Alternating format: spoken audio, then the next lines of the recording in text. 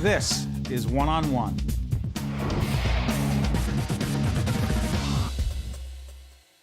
How you doing? Great. Great to be here. You love your work, don't you? I do. Did you always know that you wanted to be an investigative reporter?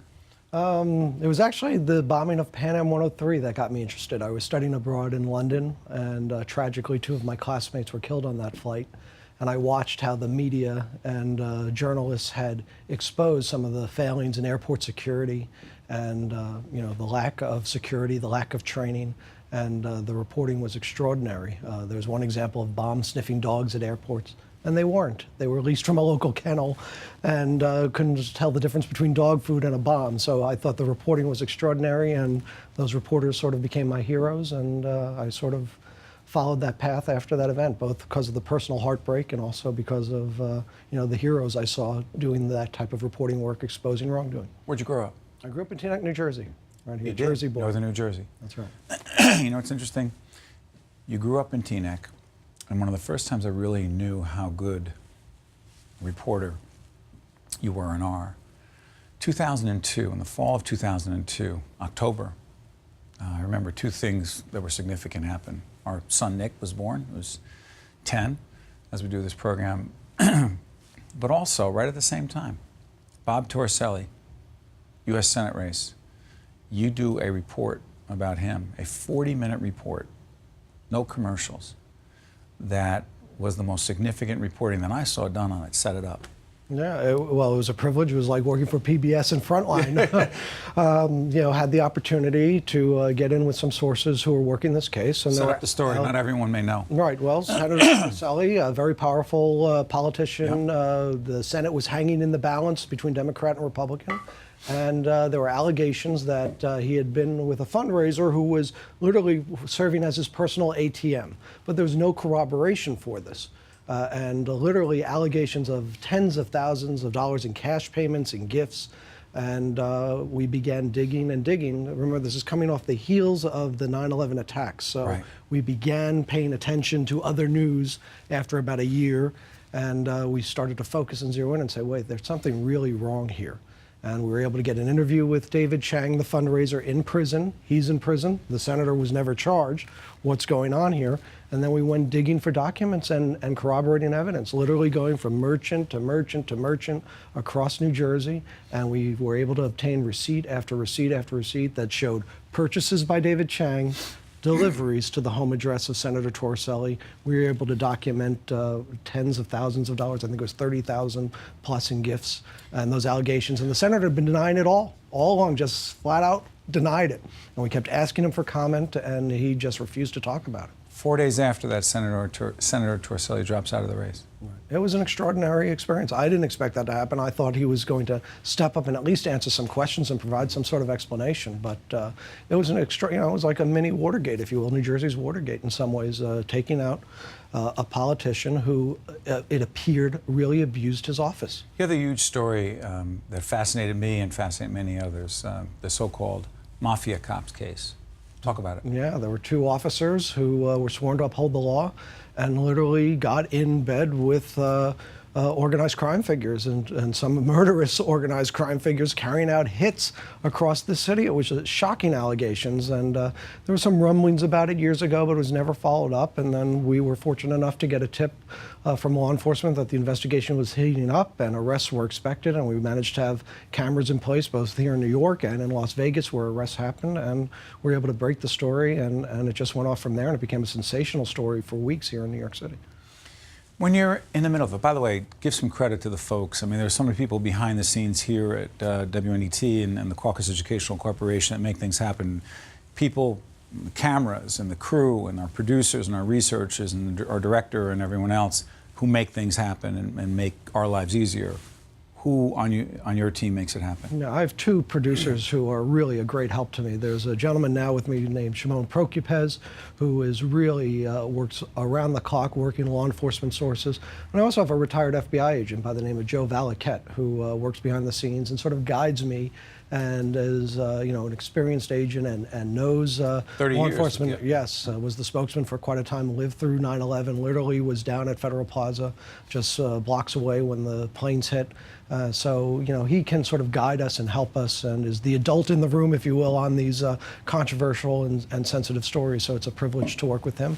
And then also the talented photographers and producers. And as you know, with the line of people, it's a miracle we get on the air every day. And, the other thing I'm curious about with local news, going through the constant changes, cutbacks, the shrinkage that takes place and the expectations that everyone does more, We went through a very difficult period a couple of years ago. Oh, I know. But I will say this, we have a new management team led by Steve Burke and Comcast, and it's extraordinary the investment and the resources they're putting back into the local news stations in terms of investigative reporting, in terms of a commitment to news and mission. It is extraordinary, and there is a renewed sense of mission and purpose in this local newsroom that we are back and we are working so hard, and it's really a credit to the leadership. I never experienced or realized how important it was to have a leader up top. These stations were always so profitable. There was never any question about you have a story, go get it.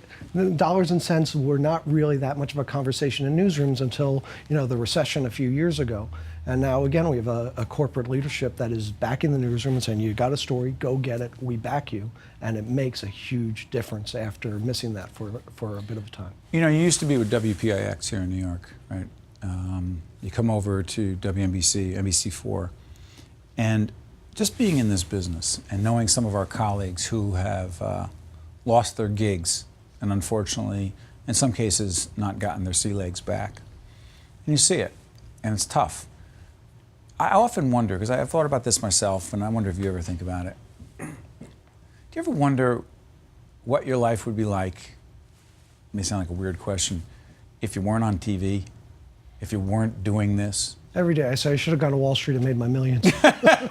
Which you could have done, right? Well, I don't know about that, but look, it's a privilege. Instead, you had to go after Bernie Madoff, right? There you go, Bernie Madoff too. Chase. But it's a privilege to go out there. I mean, you've seen the best and the worst of everything in this city, and to be able to go out there and meet some of the people and partake, whether it's going out and covering a local story up in, the South Bronx, or going and chasing the mayor for answers on a controversial topic. It's but also, excuse me, Jonathan, but getting feedback from people on the street like, hey, Jonathan, I saw you on the news last night. Great stuff, love it. Ego is part of it, a big part of it for a lot of us. I'll admit it for myself. But the other part is you want to do good stuff. Right. No, I mean, but it is a privilege. The compliments, you get past that after the first little bit. It's really about the mission. You have to have it in your blood, in your bones, that this is, you want to do some good, you want to make a difference. Again, I go back to that Pan Am 3 story. I mean, what an outrage that you were charged $5 a ticket for extra security, and they put in dogs that had never been trained, and you had screeners manning the screening stations who didn't know what they were looking for. And you know what? My friends who got on that plane deserved better. And so that's sort of a part of me now, and it continues to this day. It still affects me, still impacts me, and it's sort of that mission. And so you have to have that in your DNA if you're going to do this job, because it certainly isn't for the money. Mm.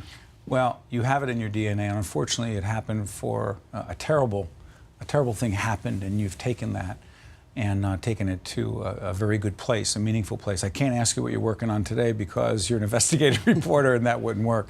But I want to thank you for what you do every day for all the people in the tri-state area. No, it's great to be here, and thanks for having me. All the best. Great, thanks. All the best. Steve Adubato here from the Tisch WNET studios at Lincoln Center. We'll be back right after this. Thank you. One-on-One with Steve Adubato has been a production of the Caucus Educational Corporation, celebrating 25 years of broadcast excellence.